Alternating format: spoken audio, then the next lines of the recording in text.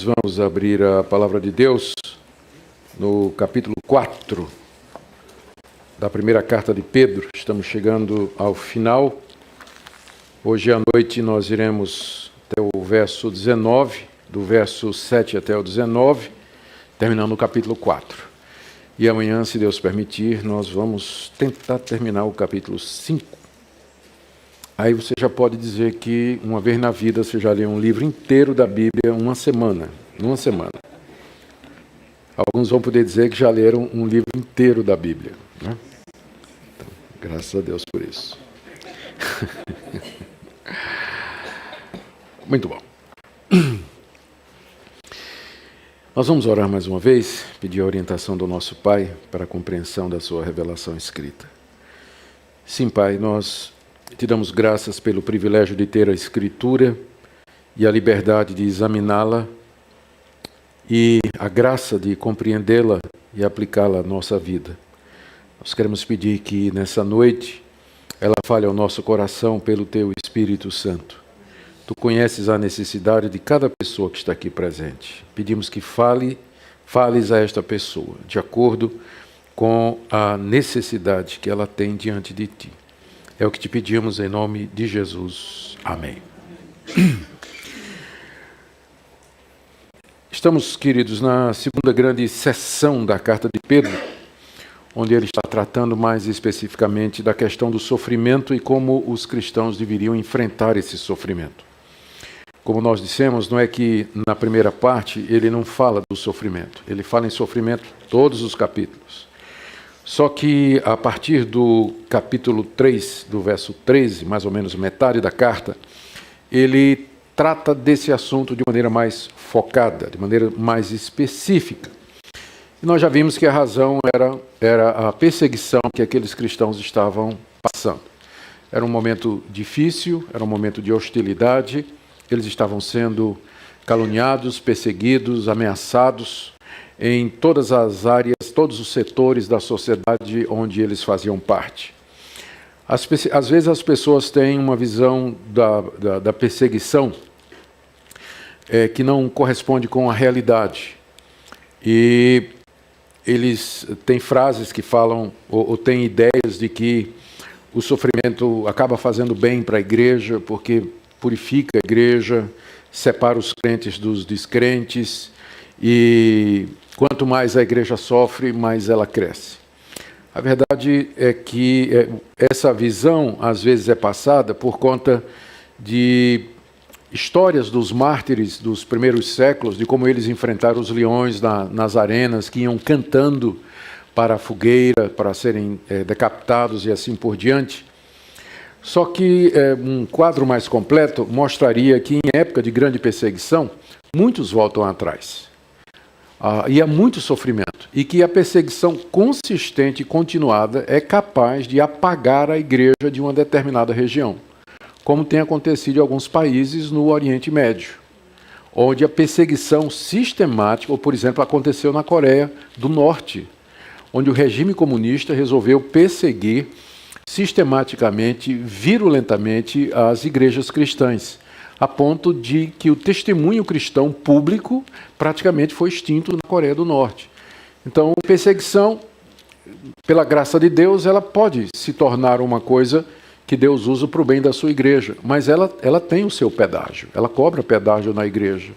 E é por isso que boa parte das cartas do Novo Testamento foram escritas exatamente para encorajar os cristãos, fortalecer os cristãos, animá-los e dizer de que maneira eles deviam proceder em face das hostilidades e das perseguições que eles sofriam.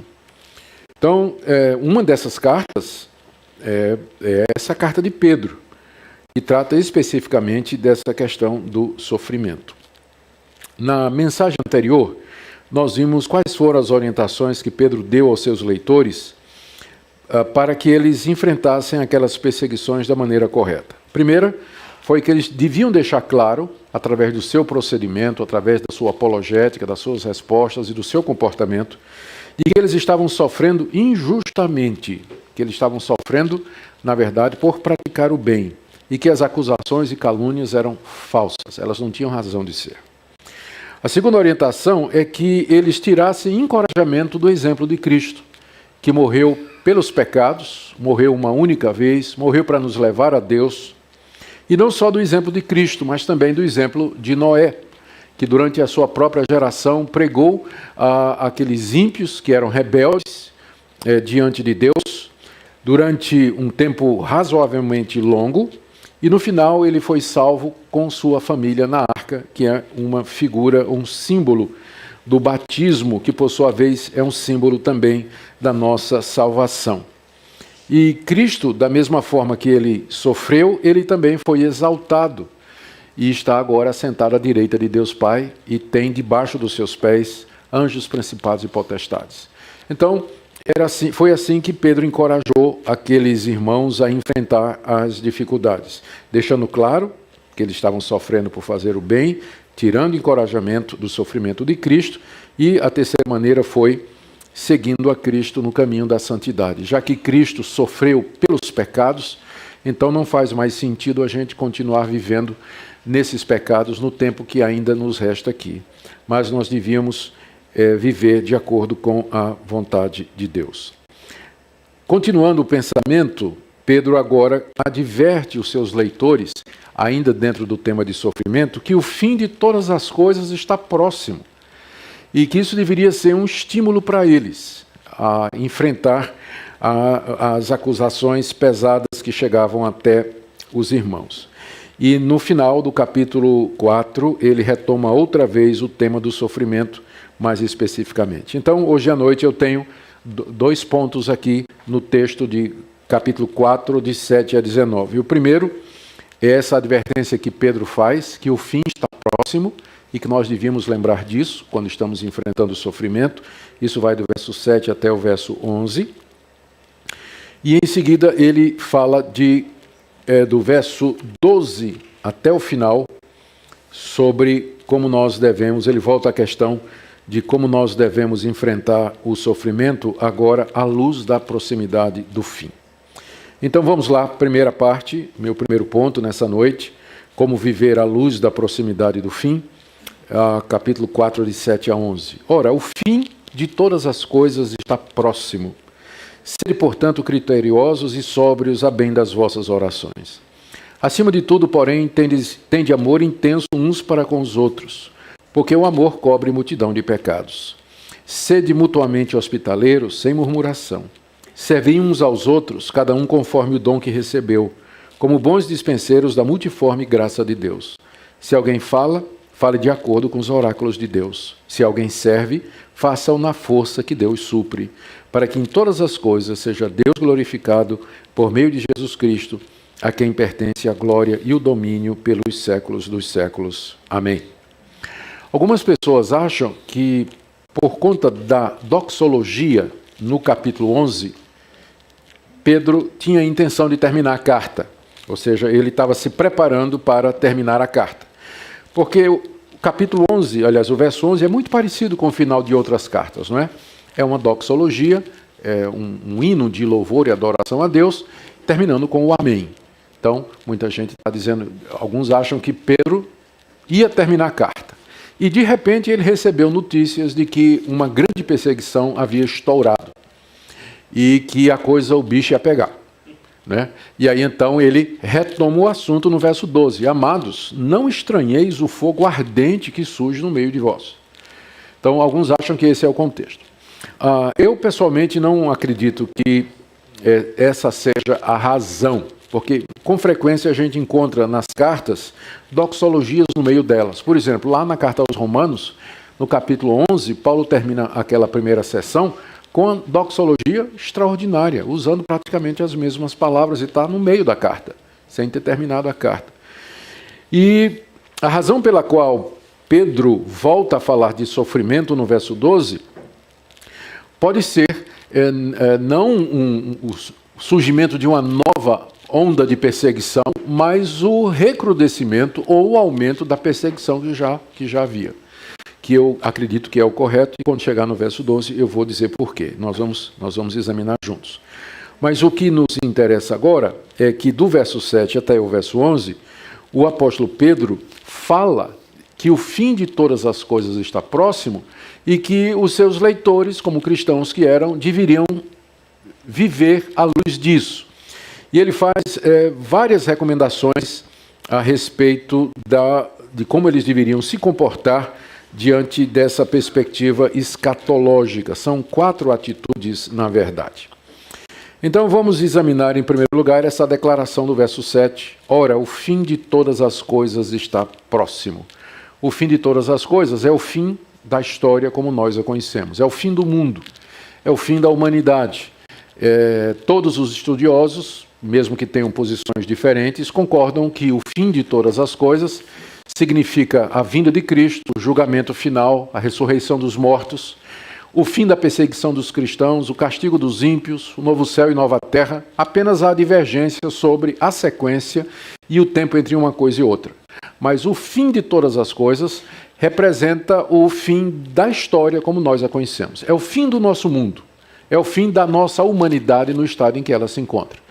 E isso é ensinado em todo o Novo Testamento. Foi ensinado por Jesus, foi ensinado pelos apóstolos, foi ensinado pelos primeiros discípulos, os pais da igreja continuaram a dizer a mesma coisa, e 2000 anos depois que começou-se a dizer isso, nós continuamos a dizer que o fim está próximo. Ou seja, há um momento que se aproxima, ninguém sabe exatamente quando, em que Deus colocará um fim ao mundo como nós o conhecemos. E uma nova realidade, então, será criada por ele. Mas esse fim, ele se aproxima. Pedro deseja que aqueles cristãos vivam à luz disso e que esse alerta da proximidade funcione como uma espécie de estímulo para eles que estavam vivendo no meio daquelas perseguições. Ele coloca 4 atitudes do verso 8, aliás, do verso 7 até o verso 11, que deveriam que era como resultado dessa consciência de que o fim está próximo. O fim está próximo, portanto, primeira atitude, sejam criteriosos e sóbrios a bem das vossas orações. Então a primeira recomendação é que eles orem, é que eles se engajem em oração, que eles orem sem cessar, que busquem a Deus no meio do sofrimento. Só que eles façam isso com critério e sobriedade.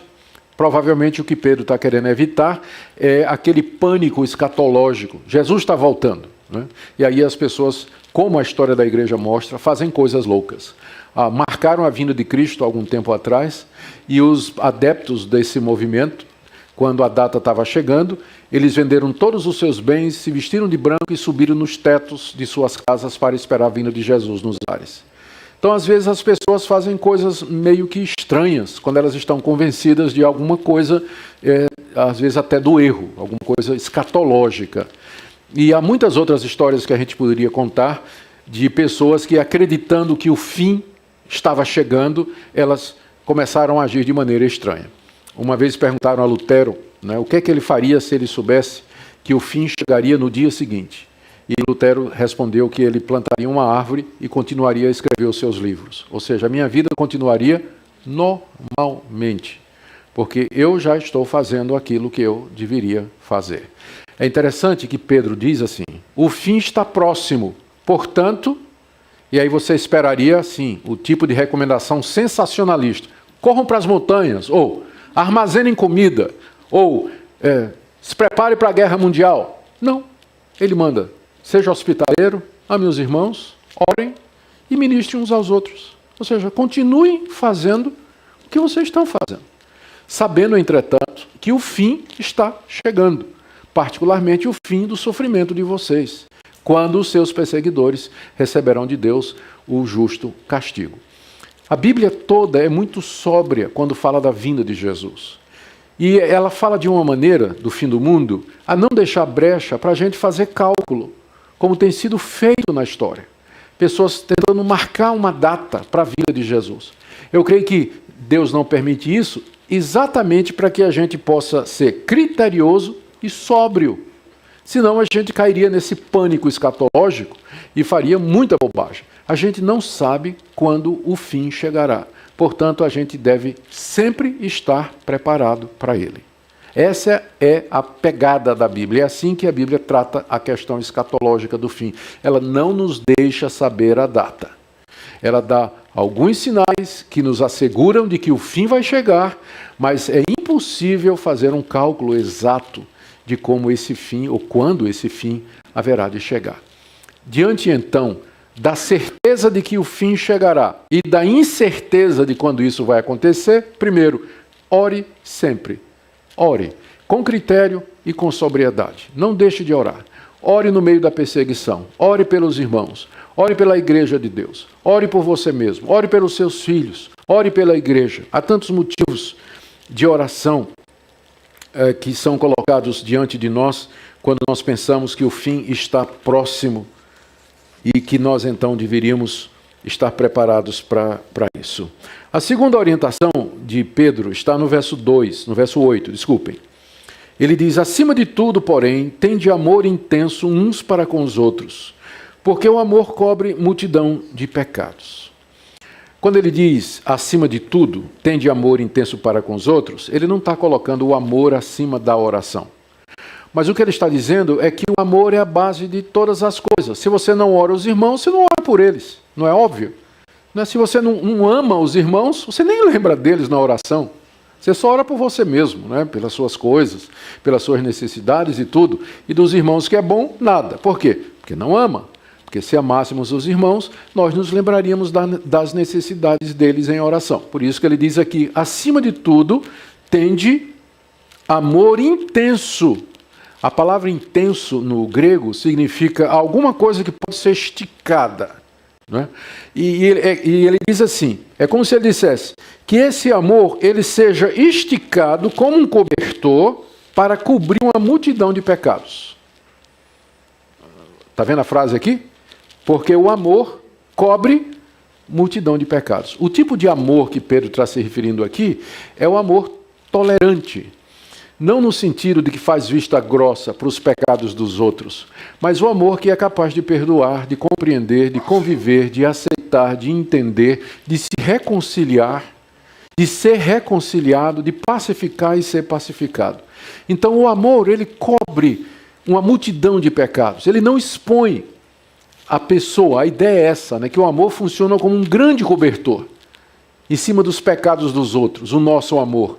No sentido de proteger, não expor, tratar com discrição e fazer com que esse pecado não seja alastrado. Se o pecado é tratado da forma correta, ele não se alastra, ele não vira fofoca se nós tratamos o pecado como deve ser tratado. Por isso, Pedro diz, o tipo de amor que Pedro está recomendando aos irmãos é esse tipo de amor que se estica, né, que vai até o pecador e o cobre, perdoa, tolera, se reconcilia, compreende e assim por diante. Isso manteria a comunidade coesa, a comunidade unida no meio de todo aquele sofrimento que eles estavam passando. E é esse amor, então, que faz com que aqueles cristãos orassem. E esse amor também, no verso 9, leva a uma terceira atitude. Sede mutuamente hospitaleiros, sem murmuração. A hospitalidade era muito importante naquela época, quando os cristãos estavam fugindo da perseguição. Muitos fugiam das cidades onde a perseguição começava e eles procuravam abrigo em outras cidades. E onde eles podiam encontrar abrigo, a não ser na casa dos irmãos. Então, a hospitalidade era quase que uma prática comum naquela época entre os cristãos, de hospedar os irmãos, especialmente aqueles irmãos que eram missionários, que eram pregadores da palavra e, em época de perseguição, aqueles refugiados que estavam procurando ajuda. É por isso que Pedro, logo em seguida, acrescenta sem murmuração. Porque a gente sabe o que é que isso significa. De repente chega um visitante inesperado, alguém que não anuncia que ia chegar, e bate na porta e diz, irmão, eu estou fugindo lá de Esmirna, né? Com minha família, estou aqui, eu e os meus 9 filhinhos, né? Eu não sei se você teria um lugarzinho para nos hospedar aqui, enquanto a gente acha algum lugar e tudo mais, né? Ai, irmão, claro, tudo lá dentro do coração, né? Lá dentro do coração, a murmuração, né? O tempo que eu vou ter que gastar tempo atendendo esse pessoal, né? O tempo que eu ia gastar fazendo outras coisas, vou ter que dar atenção, vou cuidar, vou ter que fazer comida, né? Vou ter que arrumar quarto, e dinheiro, e os gastos que eu vou ter com isso e tudo. Então, a hospitalidade é sem murmuração. Que é um privilégio hospedar os irmãos. Agora, eu não estou dizendo isso para vocês abusarem dos irmãos, não é? Não estou dizendo isso para vocês abusarem. Aliás, no século II, no documento chamado Didaquê, o ensino dos 12 apóstolos, que não foram os 12 apóstolos, é um apócrifo, né, que escreveram, não foi os 12 apóstolos que escreveram, mas lá tinha uma recomendação dizendo, se chegasse um profeta, um evangelista, né, um profeta na cidade, e ele pedisse hospitalidade, você deveria dar. Mas se ele passasse de 3 dias, expulsasse, porque era falso profeta. Ele estava se aproveitando da hospitalidade dos irmãos para, né, ficar pulando de casa em casa, tal. Quem não gosta disso, né? Fica fácil, né? A vida assim. Mas a hospitalidade era muito necessária em época de perseguição e era uma expressão desse amor intenso, ardente, que cobre multidão de pecados, desse amor que, ora, transforma em prática recebendo os irmãos sem murmuração, sem reclamação, sem queixa no coração, mas com gratidão pelo privilégio de poder servir a Deus, abrindo sua casa para os necessitados. A quarta orientação de Pedro, à luz do fim, né, que se aproxima, tem a ver com o serviço cristão através dos dons espirituais. Ele coloca primeiro uma orientação geral no verso 10. Servi uns aos outros, cada um conforme o dom que recebeu, como bons dispenseiros da multiforme graça de Deus. Vários pontos podem ser deduzidos aqui. O primeiro deles é que cada um dos cristãos recebeu algum tipo de dom espiritual. O dom é uma habilidade, é uma capacidade que Deus dá a uma pessoa para que ela possa servir a outra ou outras, para que possa ministrar as necessidades de outras pessoas. Teoricamente, todo cristão tem algum tipo de habilidade ou capacidade que pode ser usado no serviço de outros. Se não for assim, Pedro não diria no verso 10, servi uns aos outros, cada um conforme o dom que recebeu. Nós não temos certeza de quando esse dom é recebido, mas o próprio verbo receber indica que ele é uma dádiva de Deus. Nos cabe somente receber. Eu sei que tem pessoas que perguntam, mas eu posso orar por determinados dons? Eu diria que o que me parece normal na Bíblia é ver o dom sempre como sendo uma coisa que é dada por Deus, não em resposta à oração, mas em resposta à sua soberana vontade e à sua decisão. Ele concede dons conforme o seu querer e a sua vontade. O ruim é que quando o pessoal pede o dom, geralmente são aqueles dons mais espetaculares, né? As pessoas pedem a Deus o dom de línguas, o dom de cura, o dom de milagre, mas o dom de contribuir, né? O dom de exercer misericórdia, isso aí eu nunca vi ninguém orando a Deus, né? Deus me dá o dom de contribuir, né? Eu queria realmente que o Senhor me desse o dom, né? De eu dar tudo que tenho para os pobres, isso eu nunca vi ninguém pedindo, né? Então, parece que o dom não funciona dessa forma, ele é uma dádiva de Deus ao seu povo para o ministério. Quando nós usamos os dons para o serviço dos outros, nós nos tornamos o que Pedro diz no final do verso 10, bons dispenseiros da multiforme graça de Deus. A graça de Deus é o favor dele com relação ao seu povo. E essa graça é multiforme, quer dizer que ela tem muitas formas. Pedro está se referindo aos dons espirituais. Eles são muitos, eles são variados, eles são originados da graça de Deus. Quando eu uso esses dons, eu estou sendo um bom mordomo, um bom dispenseiro, é isso que a palavra dispenseiro significa. Vou pensar na ideia brasileira, pensa numa dispensa. Deus, né, você tem uma dispensa em casa cheia de coisas boas. Diariamente você vai naquela dispensa, tira o que precisa para atender a necessidade de alguém e ministra aquela pessoa. Então é mais ou menos isso. Deus nos deu os dons como bens e nós, como dispenseiros responsáveis pela dispensa dos dons, nós os administramos e ministramos aos nossos irmãos. Então essa é a orientação geral que ele coloca aqui no verso 10. no meio dessa perseguição, no meio desse sofrimento, no meio da necessidade, sirvam uns aos outros através dos muitos e diferentes dons que Deus concedeu à igreja e dos quais vocês participam. Vocês têm habilidades e capacidades, vocês têm oportunidades e condições de ministrar mutuamente. E no verso seguinte, ele menciona duas categorias de dons que praticamente englobam essa quantidade enorme, essa diversidade e variedade de dons.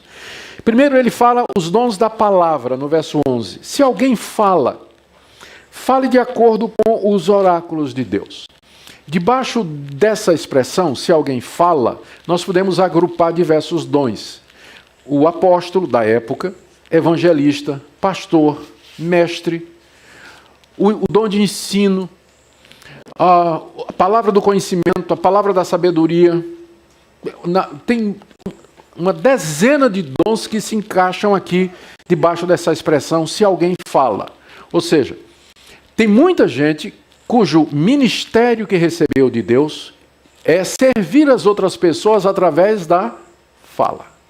Como profeta, como mestre, como pastor, como quem exorta, como quem aconselha, como quem abençoa com bons conselhos, para quem oferece discernimento, para quem instrui o povo de Deus, os irmãos.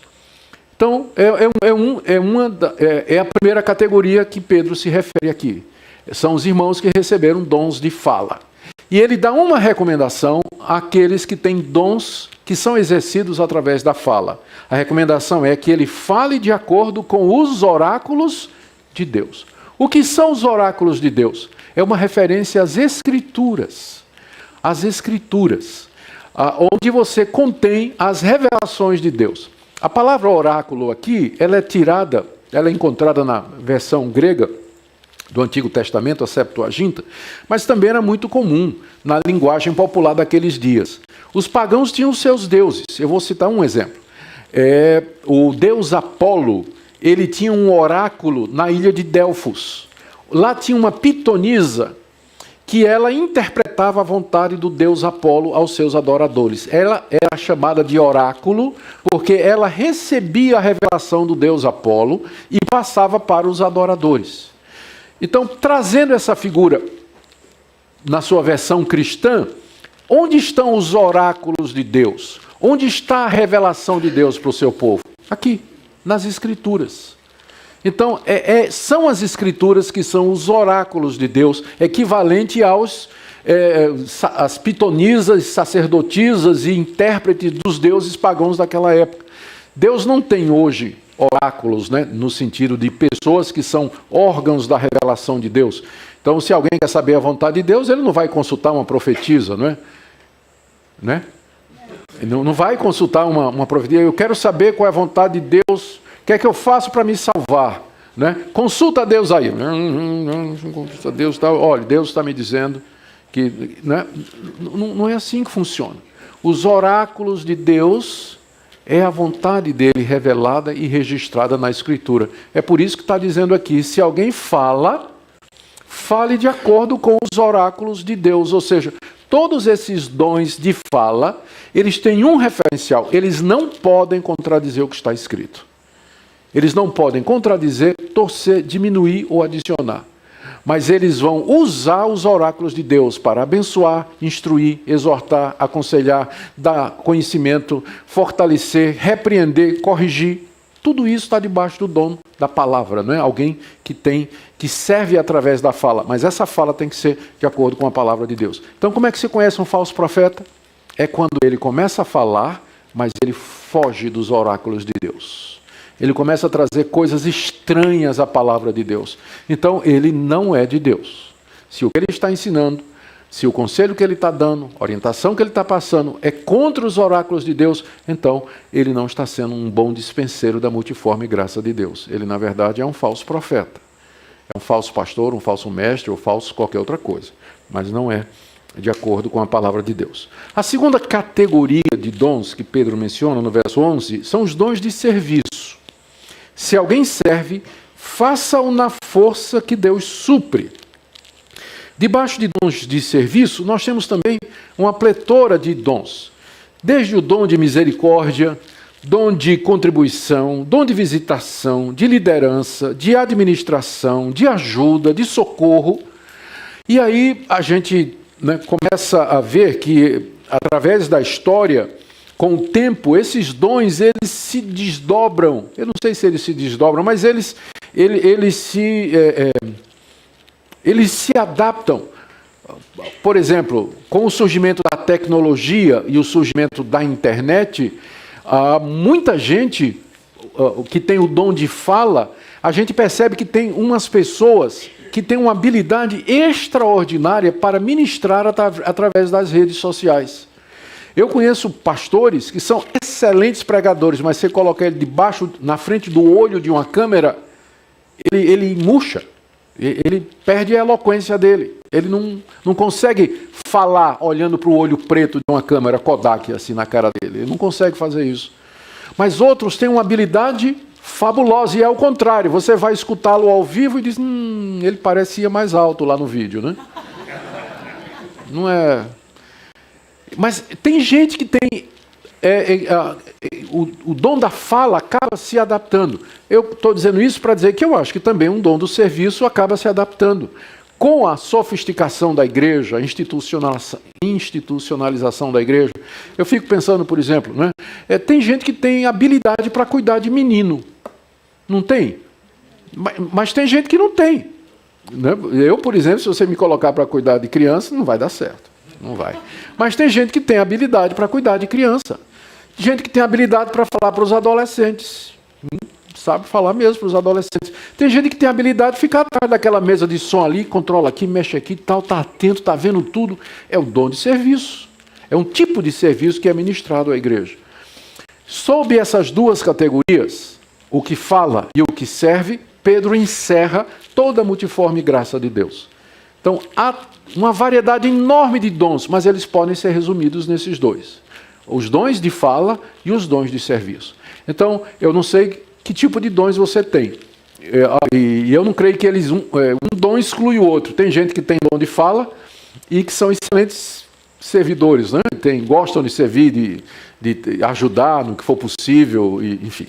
Então, uma coisa não exclui a outra, mas o que importa aqui é essa exortação, que nós temos que nos ministrar, é o que fala aqui no verso 11, servir uns aos outros, cada um conforme o dom que recebeu. Se for de fala, conforme os oráculos de Deus. Se for ministério, faça isso na força que Deus supre.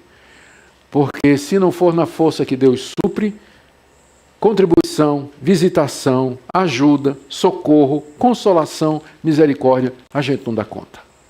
Mas tem que ser na força de Deus, porque você vai mexer com a miséria humana, você vai chegar perto do sofrimento humano mais e mais, e você vai precisar da misericórdia de Deus. E o alvo de tudo isso, Pedro diz no verso 11, é que através desse serviço mútuo, em todas as coisas, seja Deus glorificado por meio de Jesus Cristo, a quem pertence a glória e o domínio pelos séculos dos séculos. Amém.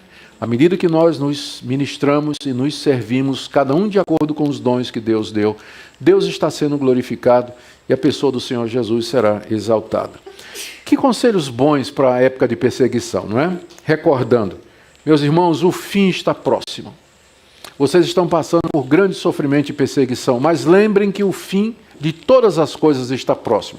Portanto, sejam sóbrios, orem, amem-se mutuamente, cobrindo a multidão de pecados, que esse amor se manifeste na prática, recebendo os refugiados na casa de vocês, e que vocês se ministrem de acordo, se ajudem de acordo com os dons que vocês receberam, porque em tudo isso, mesmo no meio do sofrimento e perseguição, Deus será glorificado, e também o Senhor, por meio de Jesus Cristo, a quem pertence glória e o domínio pelos séculos dos séculos. Amém. Pedro podia ter terminado a carta aqui, porque está tudo com cara de final. Mas alguma coisa acontece que Pedro agora volta a tratar da questão do sofrimento dos cristãos, à luz da proximidade do fim. O que Pedro se refere aqui quando ele diz, amados, não estranheis o fogo ardente que que surge no meio de vós, destinado a provar-vos como se alguma coisa extraordinária estivesse acontecendo. Pedro compara esse sofrimento aqui a um incêndio que irrompeu de uma forma devastadora, inesperada e terrível. Alguns estudiosos que eu consultei, eles sugerem que Pedro aqui estava se referindo à morte dos cristãos por Nero em Roma, presos em postes e queimados vivos. Isso é um fato histórico.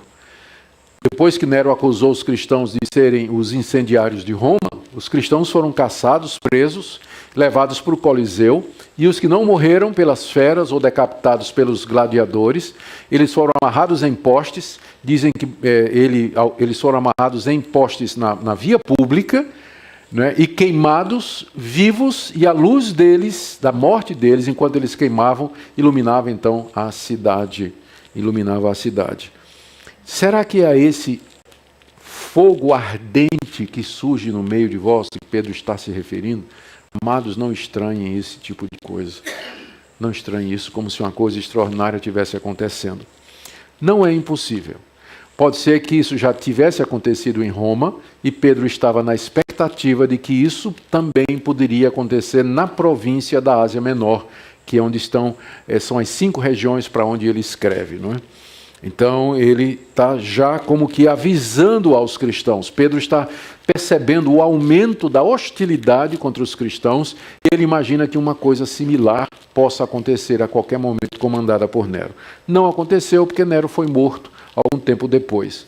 Mas, àquela altura, Pedro não sabia disso e o próprio Pedro morreria poucos anos depois, debaixo também das ordens de Nero. Essa é uma interpretação que parece plausível, mas tem uma outra que está mais próxima do texto. Note que no verso 14, Pedro diz assim: se pelo nome de Cristo sois injuriados, bem-aventurados sois, porque sobre vós repousa o Espírito da glória de Deus. Então parece que o fogo ardente a que Pedro se refere era a injúria, e que tinha havido um aumento dela. Então, é essa interpretação que nós vamos tomar. Que Pedro, escrevendo a carta, se preparando para terminar a carta, de repente chega a notícia de que a coisa está ficando cada vez pior e que há uma onda de acusações, injúrias e calúnias contra os cristãos nas províncias às quais Pedro endereça a carta. Então, ele toma um tempo para voltar a dizer para os irmãos: irmãos, não estranhem esse fogo ardente que está surgindo aí. Vamos ler o texto então de 12 a 19. Amados, não estranheis o fogo ardente que surge no meio de vós, destinado a provar-vos como se alguma coisa extraordinária vos estivesse acontecendo. Pelo contrário, alegrai-vos na medida em que sois coparticipantes dos sofrimentos de Cristo, para que também na revelação de sua glória vos alegreis exultando. Se pelo nome de Cristo sois injuriados, bem-aventurados sois, porque sobre vós repousa o Espírito da glória de Deus. Não sofra, porém, nenhum de vós como assassino, ladrão, malfeitor, ou como quem se intromete em negócios de outrem. Mas se sofrer como cristão, não se envergonhe disso. Antes glorifique a Deus com esse nome. Porque a ocasião de começar o juízo pela casa de Deus é chegada. Ora, se primeiro vem por nós, qual será o fim daqueles que não obedecem ao Evangelho de Deus? E se é com dificuldade que o justo é salvo, onde vai comparecer o ímpio, sim, o pecador?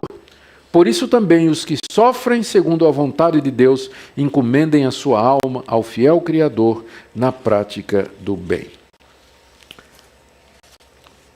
Qual deveria ser então a atitude dos cristãos com relação àquele fogo da injúria que estava crescendo contra eles?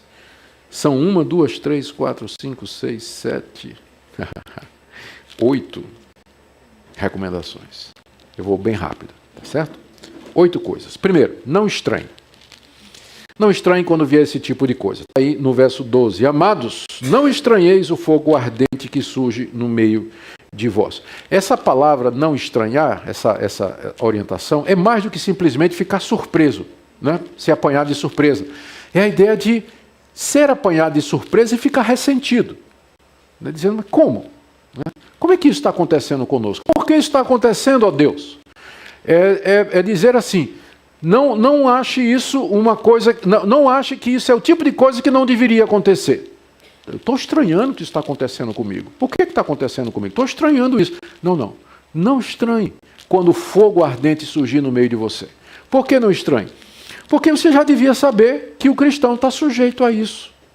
Você devia saber que se você vai seguir Jesus Cristo, as perseguições virão, a provação virá, a dificuldade vai bater na sua porta. Então não estranhe, como se alguma coisa extraordinária tivesse acontecendo com você, porque desde o começo Jesus Cristo diz: quem quer me seguir, negue-se a si mesmo, tome a sua cruz e me siga. A vida do cristão, ela é marcada pelo sofrimento, pela dor, pela provação, pela dificuldade, pelas contrariedades, às vezes até mais do que os próprios ímpios. Às vezes Deus nos dá um refresco e um período de paz, de tranquilidade, louvado seja Deus por isso. Mas, e se nós estamos passando por esse período, é para levantar a mão para o céu e agradecer. Mas a história da igreja cristã é uma história de sofrimento, de perseguição. Agora mesmo nós temos irmãos sendo massacrados nos países muçulmanos, perseguidos em regimes comunistas, passando por dificuldade em outros países pós-cristãos. E no Brasil nós temos essa liberdade que nós temos aqui, e a gente talvez não percebe, né, a seriedade do que está sendo dito aqui. Pedro está dizendo, primeira coisa para eles: não estranhem o fogo ardente quando o incêndio começar a queimar no meio de vocês. Como se uma coisa extraordinária estivesse acontecendo. O sofrimento não é algo extraordinário na vida do cristão, é o ordinário. O extraordinário é a tranquilidade. Isso é que é o extraordinário. Né? Mas o sofrimento é o ordinário, é a porção comum que nós temos aqui nessa vida, marcada pelo pecado. Né? Por isso é bom lembrar, o fim está próximo. Né? Um dia isso tudo vai acabar. Segunda orientação de Pedro. A segunda orientação dele tem a ver com o entendimento do porquê essas coisas acontecem. Aí, no verso 12 ainda, ele diz que esse fogo ardente que surge no meio de vocês é destinado a provar-vos. Ele já tinha falado disso, lembram? Lá no capítulo 1, volta aí comigo. Ele diz no verso 6, vocês nisso exultais na salvação, embora no presente, por breve tempo, se necessário, sejais contristados por várias provações, para que uma vez confirmado o valor da vossa fé, muito mais preciosa do que o ouro perecível, mesmo apurado por fogo, redunda em louvor, glória e honra na revelação de Jesus Cristo. Ora, Pedro já tinha usado essa figura de que a nossa fé é provada pelo sofrimento, da mesma forma que o ouro é purificado pelo fogo.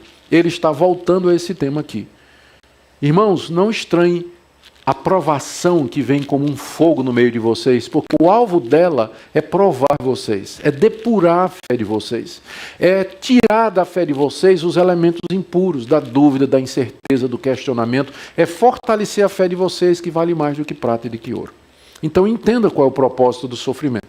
Terceira orientação está aí no verso 13. Em vez de ficarem entristecidos ou ressentidos, estranhando aquilo, né, eles deveriam se alegrar.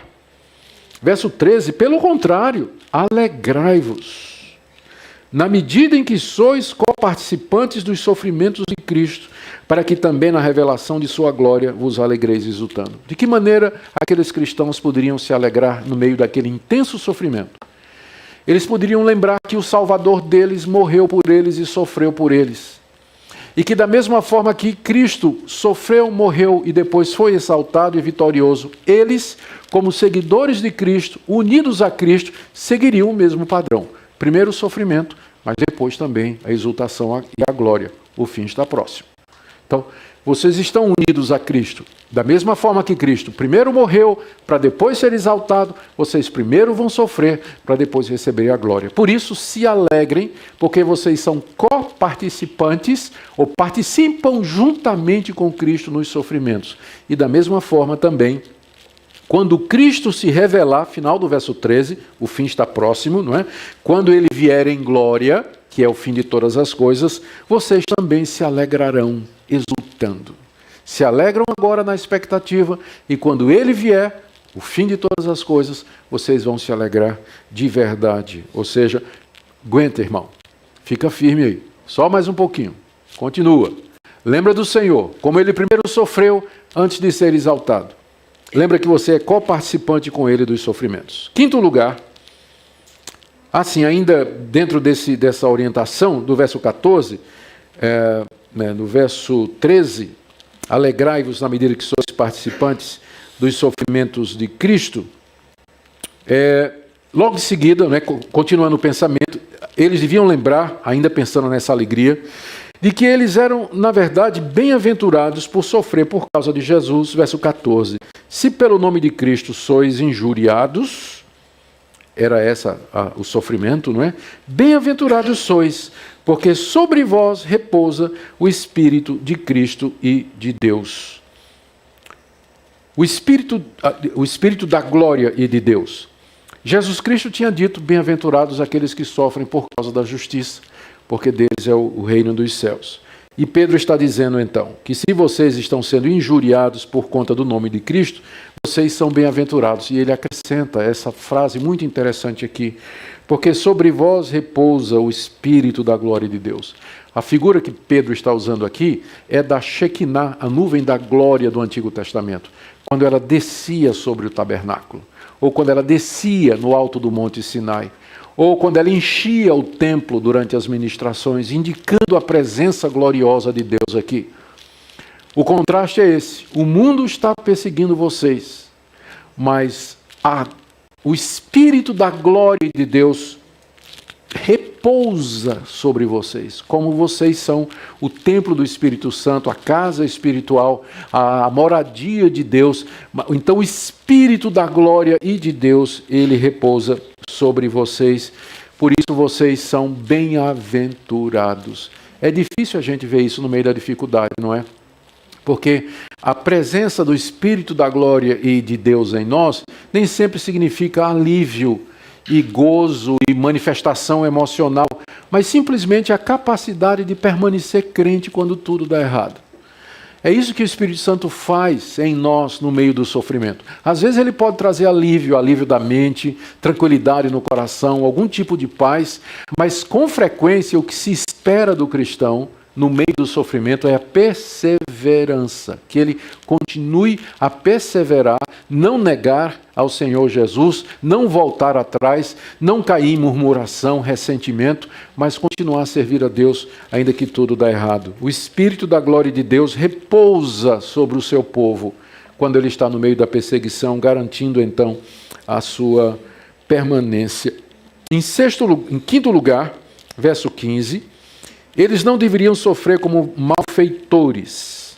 Não sofra, porém, nenhum de vós como, aí vem a listinha, não é? Assassinos, ladrões, malfeitores e metidos nos negócios dos outros. Não é interessante de que a pessoa metida está na mesma lista do assassino? A gente disciplina o ladrão na igreja, né? Mas o fofoqueiro nunca. A gente é muito incoerente, né? Não está na mesma lista. Está na mesma lista, o metido, né? A pessoa que se mete nas coisas dos outros, é o fofoqueiro, maledicente, tem língua comprida, não é?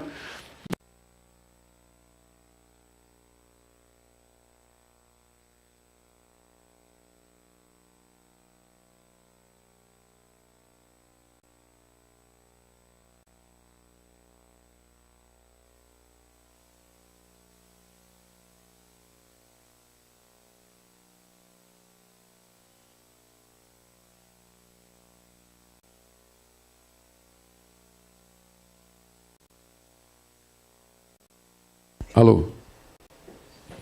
Eu estava só falando da nossa inconsistência, não é? A gente tem esse tipo de coisa de que tem pecados que são suportáveis, mas tem outros que não, a gente não perdoa. Então, na mesma lista em que está o ladrão, está também o que se mete no negócio dos outros. Deveríamos tratar a ambos com o mesmo rigor. Saiu, né? Tirou só a pilhinha, né? Tá certo. Que coisa interessante. Vamos lá. Está aí a quinta orientação. Eles deveriam, então, em contraste, no verso 16, no início do verso 16, sofrer como cristão. Se vai sofrer, que sofra porque é um cristão. E não porque você se meteu nas coisas dos outros e está sofrendo por isso. Você foi desonesto, está sofrendo por isso. Você fez um mal feito e está sofrendo por isso. Ou você cometeu assassinato e está sofrendo por isso. Mas se nós vamos sofrer, verso 16, que seja como cristão. E aqui vem a sexta orientação, que nós deveríamos glorificar a Deus por conta desse nome. O verso 16 ele é interessante. Se você sofrer como cristão, não se envergonhe disso. Antes glorifique a Deus com esse nome. O nome cristão aparece apenas 3 vezes na Bíblia. Apenas 3 vezes. 2 vezes no livro de Atos e essa vez aqui. Os cristãos, a princípio, eles eram chamados de a seita dos nazarenos, eram chamados de discípulos, depois seguidores do caminho. E alguém lembra qual foi a primeira vez em que eles foram chamados de cristãos? Em Antioquia, quando a missão gentílica começou, é que os cristãos foram chamados pela primeira vez desse nome. Enquanto eles estavam no ambiente judaico, eles eram confundidos com uma seita judaica. Então era chamado de Nazareno, o caminho, os discípulos, né? Não tinha uma identidade muito clara. Mas quando o evangelho vai para os gentios, então o nome que os gentios acharam para se referir aos cristãos, é interessante que essa nomeação não parece ter sido feita pelos próprios cristãos, mas pelos gentios. Por quê? De tanto esses discípulos falarem de Cristo, né? de Cristo, e eles então foram chamados de cristãos a primeira vez em Antioquia, que é a série da missão gentílica. A segunda vez é quando Paulo está pregando o evangelho diante de autoridades e uma delas se levanta e diz a Pedro, por pouco, aliás, a Paulo, você acha que com tão pouco você pode me tornar um cristão? Se não me engano, foi o rei Agripa, não é isso? Alguém me corrija aí, porque minha memória está falhando aí. Eu acho que foi o rei Agripa. Por tão pouco você quer me convencer a me tornar um cristão? É a segunda vez que o nome aparece. E agora a terceira aqui, nessa carta de Pedro. Se você está sofrendo por conta de Cristo, então se alegre por portar o nome de cristão. Glorifique a Deus com esse nome. Cristão. Quanto significado nesse nome, não é? A história que tem por detrás desse nome, todo o conteúdo teológico que está aí, até que nós tenhamos o privilégio e a honra de sermos chamados de cristãos. Hoje em dia esse nome ele perdeu praticamente o seu sentido, né? Porque ele hoje é usado para englobar, inclusive, agora eu não sei mais qual dos dois, Marquinhos, esse aqui. Você está perdoado, o amor cobre a multidão. Pronto, certo. Obrigado. Obrigado, é melhor assim. O nome cristão, ele hoje é usado de uma forma tão ampla que ele acabou perdendo o sentido. Ele inclui, inclusive, nos grandes órgãos de estatística que medem o tamanho das grandes religiões mundiais, eles vão dizer, nós temos 6 bilhões de pessoas e cerca de 3 bilhões, metade disso se declara cristão. Só que quando você vai ver o que é que eles consideram cristão, aí está toda a Igreja Católica, está toda a Igreja Ortodoxa grega e russa, estão as seitas como Testemunho de Jeová, os mormons, tudo isso eles colocam debaixo, até o espiritismo eles colocam debaixo do nome de cristão. Então perdeu esse sentido, não é, que tem no Novo Testamento, esse nome que era um nome do qual as pessoas, os discípulos, né, deviam glorificar a Deus pelo privilégio de ser chamado de cristão. Quer dizer, aquele que segue a Cristo, que é um imitador de Cristo, ou um pequeno Cristo, como alguns querem dizer, não é? Embora não haja evidência muito clara disso. Mas glorifique a Deus por esse nome. Ou seja, você está sofrendo porque esse é o nome que lhe caracteriza, essa é a sua identidade, você é um cristão. Por isso, dê glórias a Deus por isso. A sétima orientação, verso 17 a 18, essa daqui é complicada, mais uma vez. Pedro está dizendo que eles deveriam lembrar que o fim está próximo mesmo, e que quando o fim chegar, esses injuriadores e ímpios que perseguiam, eles receberiam de Deus a devida recompensa. Agora veja como é que Pedro elabora isso. Ele diz assim, verso 17, a ocasião de começar o juízo pela casa de Deus é chegada.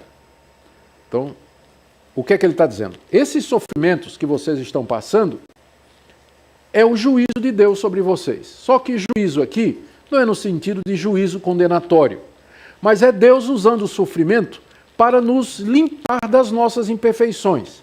É um juízo bondoso, educador, disciplinador e didático. Não é um juízo que nos condena ao inferno.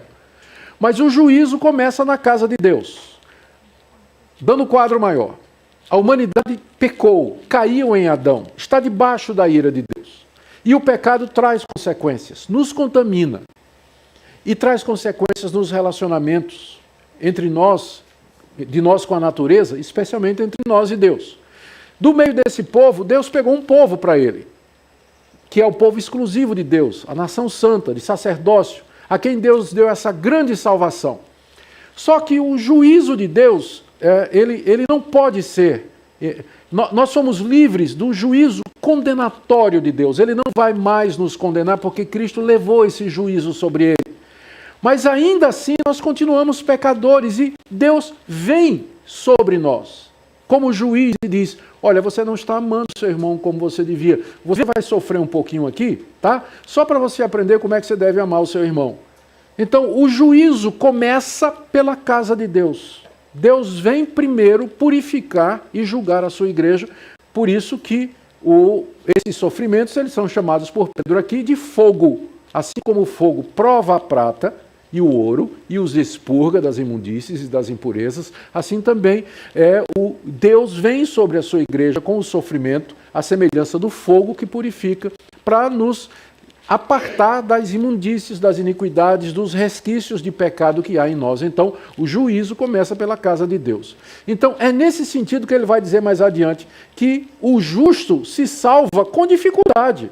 Não é que é difícil se salvar, ele se esforçou muito para salvar. Não, ele é salvo, mas ele enfrenta muita dificuldade, que são exatamente as provas, os sofrimentos e todas essas coisas que vêm sobre nós e que faz parte do juízo de Deus. O juízo começa pela casa de Deus. Início do verso 7. Ora, se primeiro vem por nós, pergunta Pedro, né? Se Deus começa conosco e nos deixa passar por todo esse... Ora, se nós que somos filhos de Deus e salvos, passamos por esse tipo de sofrimento que nós estamos passando aqui, imagine qual será o fim daqueles que não obedecem ao Evangelho. Se nós que obedecemos, levamos, apanhamos, somos surrados, né, pelas provações, provados, acrisolados, testados de um lado de outro, em todas as circunstâncias, imagina quando chegar a hora do ímpio. Pronto. Quando for a vez do ímpio. Então, qual vai ser? Né? É a pergunta dele aqui. Qual será o fim? Né? Imagine, adivinhe qual vai ser o fim daqueles que não obedecem ao Evangelho. Aí ele retorna a essa pergunta retórica no verso 18. Se é com dificuldade que o justo é salvo, ou seja, por meio de todas essas dificuldades, não é, que nós estamos sendo salvos, onde vai comparecer diante de Deus o ímpio, o pecador? Ora, se a salvação ela é obtida através de toda essa dificuldade, somos salvos pela graça, mas como eu disse, a salvação é da culpa, da presença e do domínio do pecado. Né? Somos salvos gratuitamente da condenação, não vamos ser mais condenados. Mas agora vem um pilão, né, para tirar de nós as consequências do pecado, domínio do pecado em nossa vida. É a santificação, é difícil, dói, não é? Deus corta aqui, emenda acolá e dói esse tipo de coisa. Então, né, o justo é salvo com dificuldade. Ora, se o justo, que foi justificado pela fé em Cristo, ele é salvo com dificuldade, para onde é que vai o ímpio, o pecador? A resposta é uma pergunta que não quer calar, não é? E a resposta é inferno. Inferno, condenação eterna, ira de Deus, sem pausa, sem alívio nenhum, pela eternidade afora. Esse é o destino do ímpio, do pecador, do que não obedece ao Evangelho de Deus. Diante disso, né, verso 19, por isso, a conclusão de Pedro, os que sofrem segundo a vontade de Deus, encomendem a sua alma ao fiel Criador na prática do bem. Porque o Criador é que tem poder para lhe salvar ou para lhe condenar eternamente. Então, ele é fiel nas suas promessas. Ele nos prometeu a vida eterna em Cristo Jesus. Essa palavra aparece, não aparece, mas a palavra esperança e herança aparece lá no capítulo 1, verso 3 e 4, que nós somos regenerados para uma viva esperança, para uma herança incorruptível, que foi prometida por Deus. Deus é fiel. Então, os que sofrem, encomendem a sua alma ao fiel Criador, sabendo que Ele, através das dificuldades, através dos sofrimentos, haverá de cumprir o que prometeu. Ele dará vida eterna aos que creem no seu Filho, Jesus Cristo. Amém? Então, são estas as 9 não, 1, 2, 3, 4, 5, 6, 7, 8. A última era essa, encomendar a alma ao fiel Criador. 8 atitudes ou orientações de Pedro para aqueles irmãos sofredores. Eu queria terminar essa noite, essa palestra aqui, eu queria orar com vocês. E eu queria que você nessa noite, à luz de tudo que você ouviu, a exposição da palavra de Deus aqui, você colocasse sua vida, como está aqui, no verso 19, que você encomendasse a sua alma ao fiel Criador. No seguinte sentido: Deus, diante de tudo que eu ouvi, eu quero encomendar a minha alma a Ti. Essa mesma expressão estava na boca de Jesus quando ele estava morrendo. Pai, nas Tuas mãos entrego o meu espírito. É a mesma construção no grego. Então, só que Pedro não está dizendo, vocês estão morrendo, façam isso, como Jesus fez na hora da morte. O que Jesus fez na hora da morte, Pedro quer que a gente faça agora, né? Encomendem a sua alma, o seu espírito, ao fiel Criador. Isso significa dizer: Deus, eu me entrego a Ti, o mais precioso que eu tenho, que é minha alma, eu entrego a Ti sem reservas. Eu quero viver para Ti. Se for Tua vontade que eu sofra por ser um cristão, se eu tomar essa posição de ser um cristão fiel, quando eu voltar agora para casa e voltar para o meu trabalho, para o meu emprego, voltar para a minha família, voltar para os meus vizinhos e amigos, eu vou voltar como um cristão, lá na minha escola. Tem adolescentes me ouvindo aqui, jovens, lá na minha escola, na minha universidade, eu vou tomar essa posição, eu sou cristão. Eu quero me encomendar a Ti, não importam as consequências, porque eu sei que o Senhor é fiel. O Senhor vai cuidar de mim. Se for a Tua vontade que eu seja injuriado, excluído, que o bullying venha em cima de mim, eu estou disposto. Eu estou disposto a fazer isso. Porque eu sei que Tu és o Deus a quem nós devemos temer, amar, respeitar, crer e confiar. E minha vida só faz sentido se for nessa direção. Eu queria que nessa noite você fizesse isso. Você dissesse: Deus, eu sou Teu. Se você já fez isso, que você renove a sua consagração. Que você entregue sua vida a Deus, na disposição de que, com a graça dEle, você vai viver para a glória dEle. E eu queria orar com você nesse instante. Ó Deus, nós queremos encomendar a nossa alma a Ti. Nós queremos dizer que esse é o bem mais precioso que nós temos. De que adianta o homem ganhar o mundo inteiro e perder a sua alma? Por isso nós a encomendamos a Ti, que são as únicas mãos seguras e poderosas para conservar a nossa alma, livrá-la do inferno, da condenação eterna, e isso mediante os méritos do Senhor Jesus Cristo. Senhor, nós queremos honrar o nome de cristão. Nós queremos viver à luz da certeza de que o fim está próximo e que o juízo se aproxima. Nos ajuda, Senhor. Eu oro pelos que estão aqui nessa noite e que ainda não se comprometeram incondicionalmente com o Teu Evangelho. Que hoje à noite seja uma noite de entrega, uma noite de encomenda do coração a Ti.